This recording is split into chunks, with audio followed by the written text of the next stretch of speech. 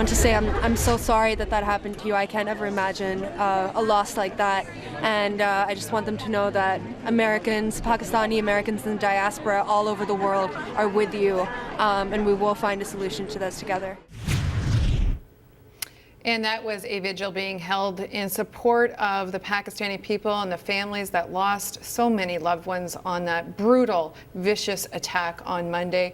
And we're going to be having a vigil here in Toronto at the Pakistani consulate, organized by a group of Canadians that want to show their support. Ali Nawab joins me in studio to talk about that, to talk about standing tall, standing beside Pakistan in the wake of such a terrorist attack.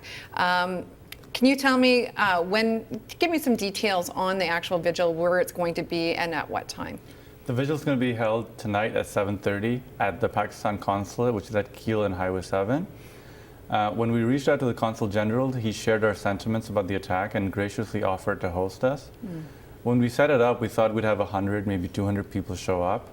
But as of now, we've got over 2,000 people that have indicated that they will be attending on the Facebook invite.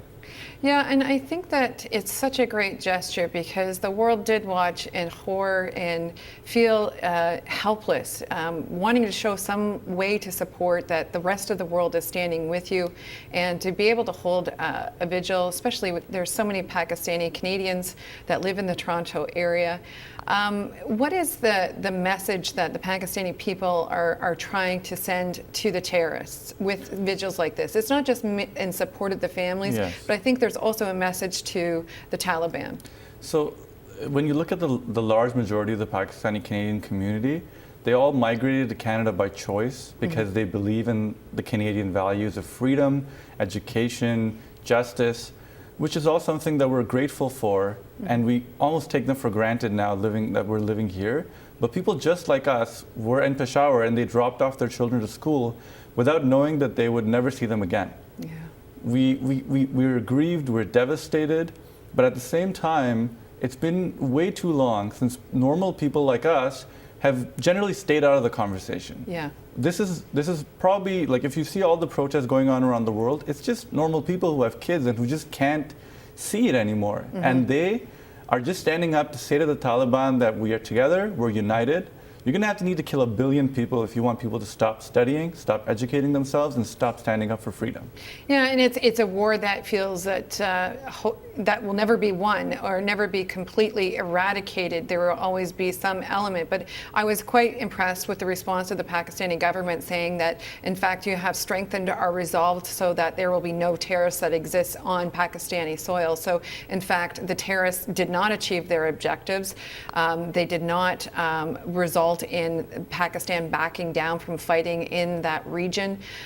So that, I think, strengthens the relationship, I think, with everyone that's fighting the war on terror, whether that's happening in Pakistan, whether it's happening in the shores in Australia with lone wolf attacks in our nation's capital, absolutely, in Ottawa, and of course in Iraq and in Syria. And I just, there is this kind of sense of hopelessness that kind of pervades when you see a massive tragedy like that, especially with innocent children. Is there going to be a card, a signing ceremony, anything you can do for the families that have of the victims? Absolutely. I mean, there's really nothing that we could possibly do that would bring their loved ones back. But what we are doing here is that we are collecting cards at the Pakistan consulate. So we're encouraging everybody to bring handwritten cards that we're going to put in a box and we're going to send it to the school. We've also put up a signature wall, which is a 8x8 sheet of paper with pictures of the martyrs, and we're asking people to scribble messages on them so that when these kids come back from the holidays, whatever the holidays will be like for them, but when they come back to school in January, we can put up huge posters with handwritten messages of people that are urging them to keep going, keep fighting, keep studying, because it is an education that we will eventually defeat oppression. Yeah, and I think that's such a great message, is to send that, you are on the right path. You have a right to education.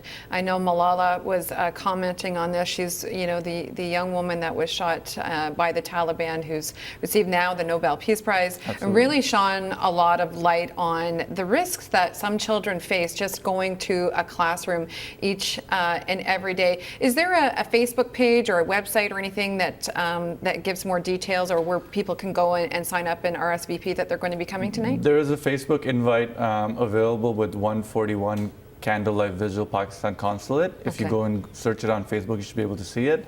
The address is a Highway 7 and Kiel, so we encourage everybody to just show up. We have extra candles. We'll be happy to hand them out. Okay, excellent. Well, thank you so much for organizing this. I think it's a great show of Canadian strength to show our support for the victims, for the family members, and really it is a message to the terrorists as well that we will not be beaten. So thank you so much, Ali, for coming in.